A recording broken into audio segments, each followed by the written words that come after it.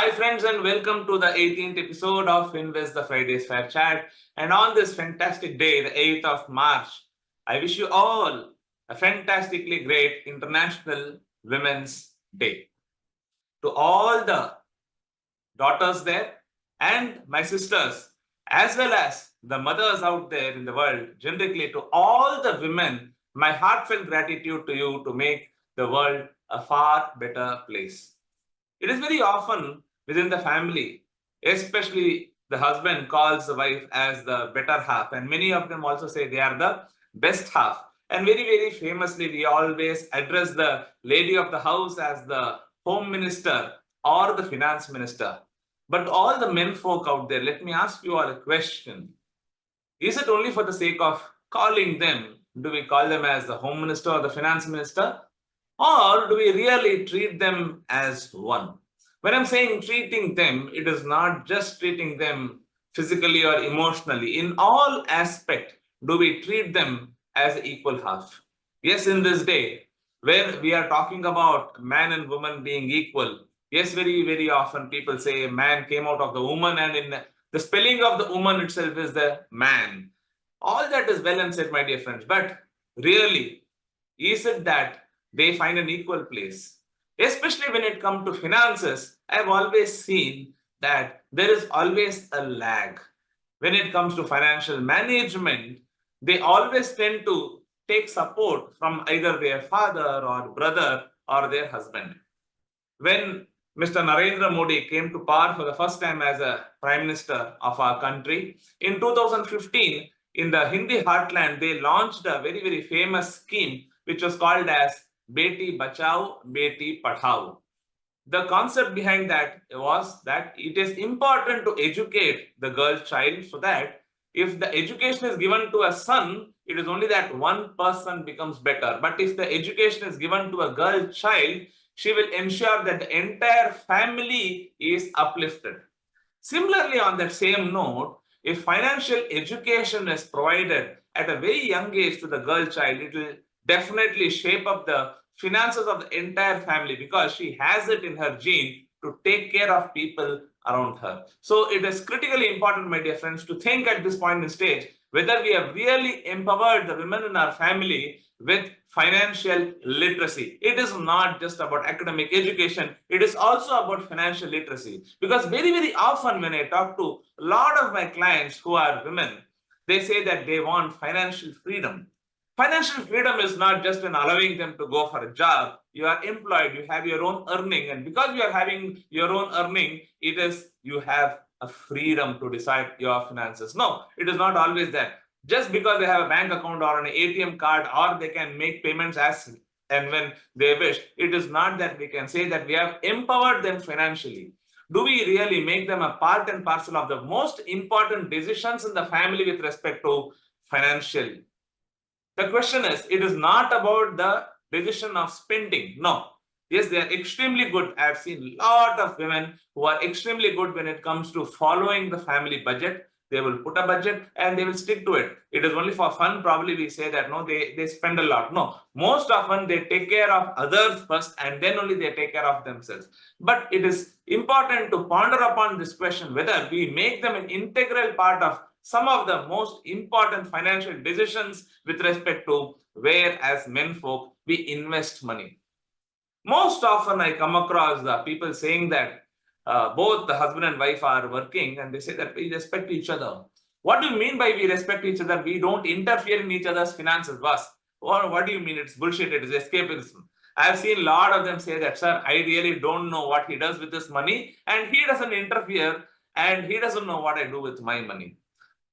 First, when we have become together as a couple, okay, we have taken the oath that we will help each other, we will support each other throughout our life. When it is such a very important decision that we have taken to be a part of life together, finances are one of the most critically important thing in life. So it is important that we involve the lady folk in our family to be an integral part of every financial decisions. In some of the states and union territories, I have seen that a lot of property registrations happen in the name of the ladies because the stamp duty is lower for women in that state. Just because of lower stamp duty, registering a property in her name is not all that is important. Is she aware of where is the investment made? Where are the property documents? If something happens to the husband or the son or the brother or the father who is taking care of her, what is the financial condition of the family is something they have to be very much aware. I've seen a lot of instances, couple of instances have really deeply saddened me, where one of my very good friends, she lost her husband. They did not have a child. The investments were all in very safe investments like bank, but to even conduct the final rights, she did not know where to pull out the money. She did not know the ATM pin. The bank was just bank opposite to her house. She is walking into the bank and asking them, see, we have an account over here and now I need some money for the final rights. Can you help out? And the bank is saying that, yes, we have your husband's bank account, but your bank account is not with us, but we cannot help you with respect to withdrawing the money from the savings account because he is the sole holder and it is not transferred to your name. You can withdraw it in the ATM, and they couldn't help her with the ATM pin. You obviously know the rules and regulations are like that. She did not know the ATM pin, how she is going to withdraw the money.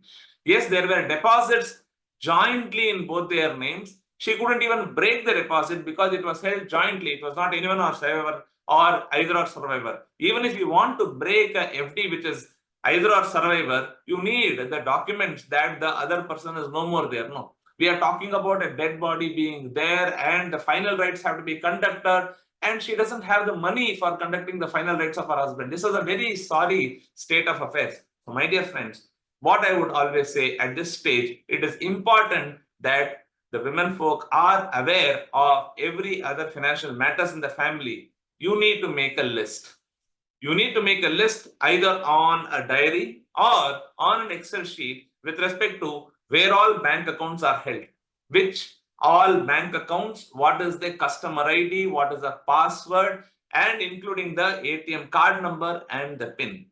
You may keep it very safe and secure in a place, but then please do document it. What are the various investments made by you, be it in shares or mutual funds or bonds or be it in deposits, RD, post office, a PPF or Sukanya Samriddhi Yojana, whatever the investments that you have made, please make entire list of it with identification number, meaning if it is a demat account you have, where is the demat account? What is the demat account number? If you have invested in mutual funds, which all companies you have invested? And most importantly, along with that, right, through whom you have invested. If you have got a friend who is a mutual fund advisor, what is his name and number? So that he can be contacted by your family and they can take help in liquidating the assets as and when it is required. If you have taken insurance policies, where are the physical documents held? You might have kept it in a very safe and secure place that it is immediately not accessible, but it is important that they are aware of where are these documents kept.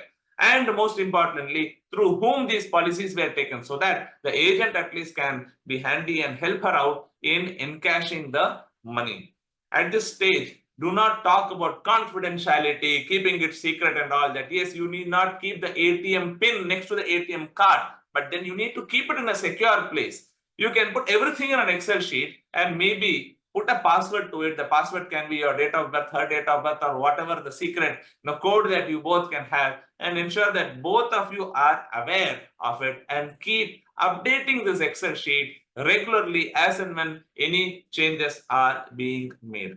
You should also document in that what is the mobile pin. No, all of us have some fancy mobile pins, be it a number or probably some kind of maybe the whatever the code that you have got. As long as it is not the face of the person, most often today mobiles come very advanced technology, right? Any pattern that you have set in your mobile, they also need to be aware of that. And also the social media account, be it your Instagram or a Facebook or whatever, you have to put it in a place and document it so that these can be useful in case I am not alive.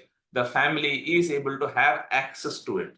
I would always suggest when a daughter is born, most often the investment starts for her, right from probably accumulating gold in her name or for her marriage and all that. You might open a Sukanya Samriddhi Yojana. When you do all this, also ensure that you educate the daughter financially of how to manage her personal finances. This is the biggest gift that you can gift it to your daughter, my dear friend. So on that note, let us all work towards empowering the lady of our family financially so that women empowerment is holistically achieved. On that note, thanks a lot for watching.